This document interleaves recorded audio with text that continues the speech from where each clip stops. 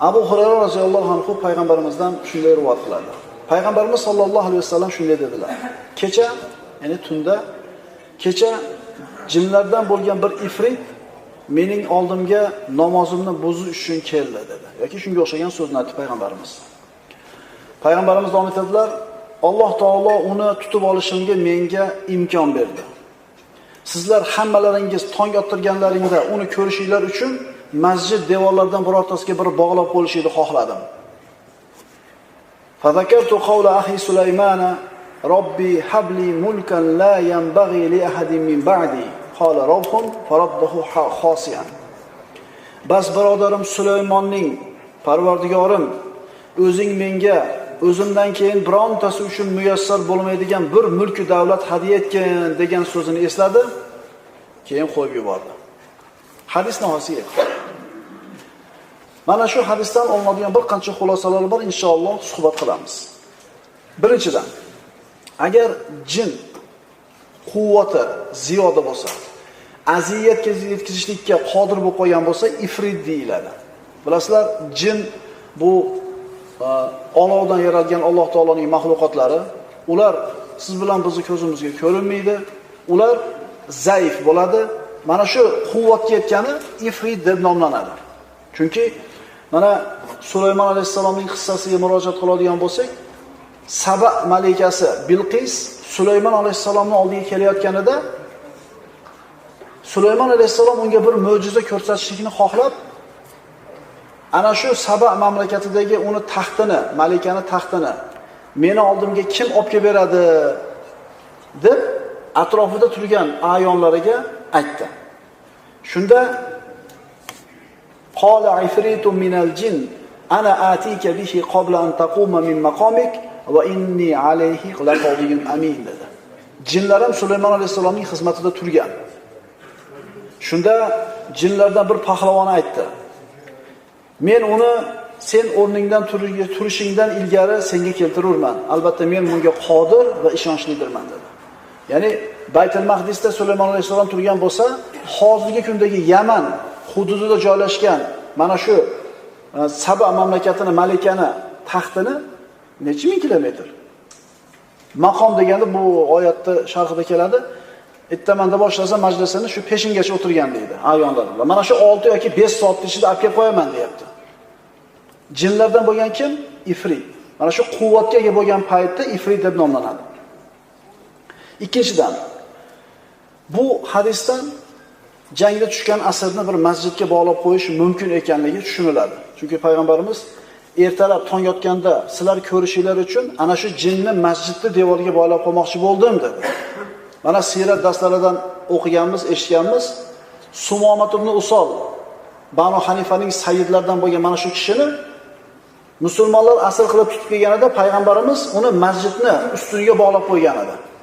3 kun o'tirdi, keyin islomga kirdi. Toki musulmonlarning xulqini, axloqini, muomalasini, ibodatini ko'rishlik uchun payg'ambarimiz masjid ustiga bog'lab qo'ygan edi.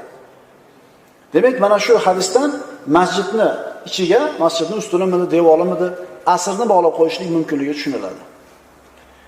Uchinchidan, jin o'zi asli insonning ko'ziga ko'rinmaydi. Dunyoda biz ko'rmaymiz jinlarni. Ular bizni ko'radi. Jin o'zini asl suratida tursa insonning ko'ziga ko'rinmaydi. Ammo biror bir narsani shakliga kirib kelsa, uni ko'rish mumkin. Chunki mana payg'ambarimiz sollallohu alayhi vasallam oldiga bu jin bir o'zini shaklidan boshqa shaklda keldiki, payg'ambarimiz uni ko'rishlikka va uni bog'lab qo'yishlikka imkon topdi. Siratga murojaat qiladigan bo'lsak, Nabiy sallallohu alayhi vasallamning hijratida mana Dorun Nadvada Quraysh mushriklari to'planib Rasulullohning ishini hal qilmoqchi bo'lishdi. Shunda ana shu mushriklarning oldiga najdlik oqsoqol ko'rinishida iblis keldi. Demak, iblis odam suratida keldi. Yana Rasululloh hijrat qilganidan keyin u zotning orqasidan Abu Bakr Siddiq roziyallohu anhu bilan ketayotganida Suroqat ibn Malik chiqdi.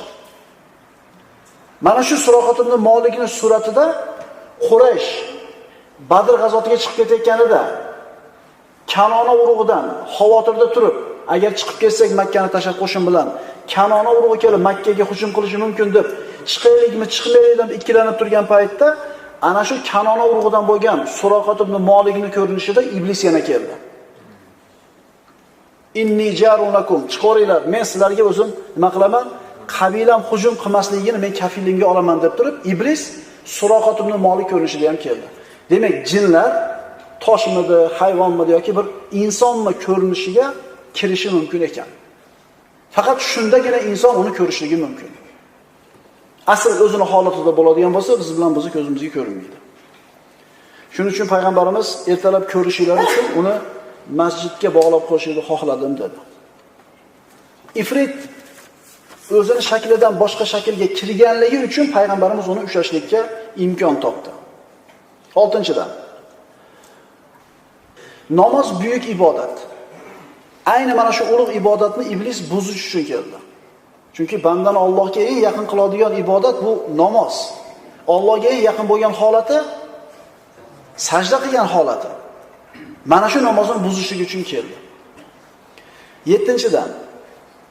Namozda xushu bo'lishligi shart birodarlar. Chunki Alloh taolay aytadi: "Qad aflahal mu'minun alladina hum fi solatihim xoshi'un." Qaysi namozxonlar, qaysi mu'minlar najot yetishadi? Alloh Mu'minun surasida shunday deydi.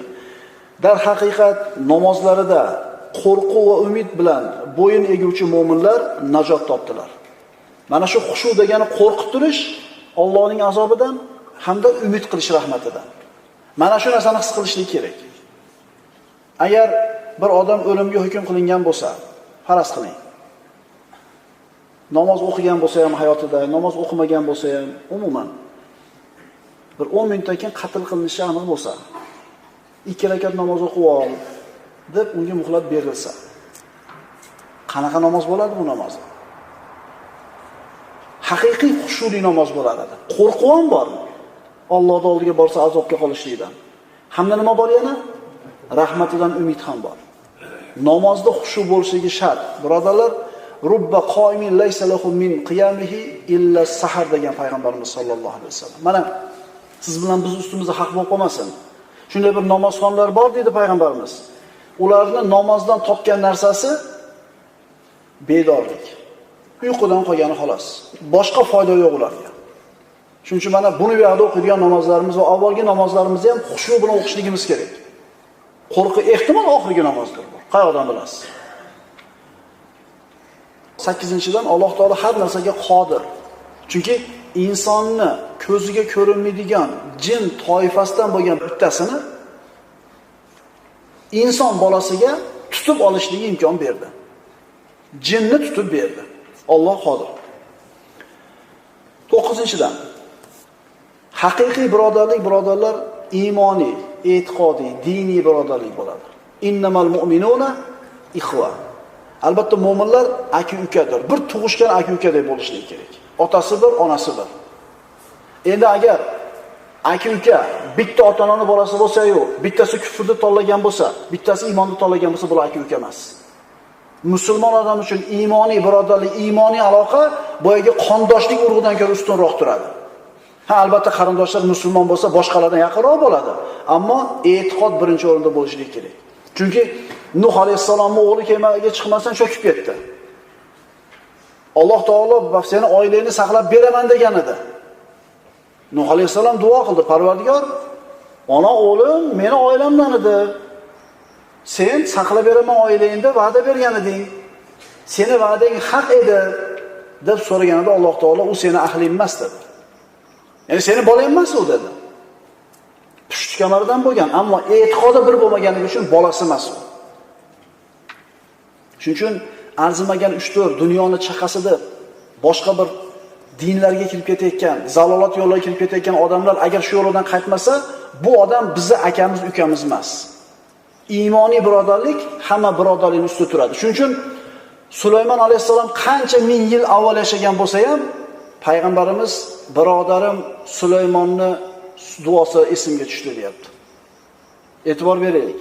Iymoniy e'tiqodiy birodarlik bitta millatdan bo'lsangiz, lekin dinda bo'lmaydigan bo'lsa, u nariga boshqa millatdagi odam dinda bo'lsa, shu sizga yaqinroq bo'lishi kerak. E'tiqodimiz, o'lchovimiz shu bo'ladi. Va payg'ambarimiz sollallohu alayhi vasallamning odobiki, Sulaymon alayhisalom so'ragan edi bu mulkni. Parvardigor menga shunday mulk berginki, mendan keyin birorta odamda bo'lmasin. Mana jinni bog'lab qo'yishni xohladim, deyapti Rasululloh. Ammo jinni bog'lab qo'yishlik qudrati, quvvati faqat Sulaymon alayhisalomga berilgan edi. Payg'ambar sollallohu alayhi vasallam qodir bo'lib turib, mana shu musulmon payg'ambar birodarini duosini esladida baylamadi. Chunki faqat o'ziga so'ragandi bu narsani. Sulaymon alayhisalomning shunday qudrat bor edi. Ikkita jinni bir-biriga bog'lab qo'yib azob berar edi.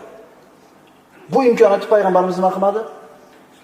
Bu imkoniyatdan foydalangani yo'q. Ya'ni e'tibor bering-da, rioya qilyapti-da. 11-dan Alloh azza va jallaga bo'lgan iymon shaytonni makrini zaif qiladi. Alloh aytadi: "Inna kayda shaytoni kana zoifa." Albatta shaytonning makri juda ham zaif. Bu zaif makr kimga ta'sir qiladi? Kimga quvvatli bo'lib ko'rinadi? Iymoni zaif odamlarga. Payg'ambarimiz sollallohu alayhi vasallam aytganlaridek, inson bolasi uxlaganda shayton uni ustida 3-4 tugunni chigib qo'yadi. Nima qilsa birinchi tugun yechiladi? Bismillah deb tursa, bitta tugun yechildi. Ikkinchisi tahorat qilsa, ikkinchi tuguni ketdi. Uchinchisi 2 rakat namoz o'qisa, uchinchi tuguni ketdi. Lekin boyaganda yashlang, nima deydi, bir yashang bo'lib, svejiy bo'lib, hali bo'g'ilmasdan svejiy bo'lib turib ketadi. Bu shaytonning makr hiylalari iymondan, e'tiqoddan, islomdan, sunnatdan uzoq bo'lgan odamlarga katta bo'lib ko'rinadi. Lekin musulmon odam e'tiqodi mahkam ekan, sunnatga amal qilar ekan, bu narsa unga zaif bo'ladi. Parvardigoro, biz sendan shaytonlarning vasvasalaridan va ular bizning huzurimizga kelishdan panoh berishini so'raymiz. Aqulu qawli hada va astagfirulloh li va lakum. Assalomu alaykum va rahmatullohi va barakatuh.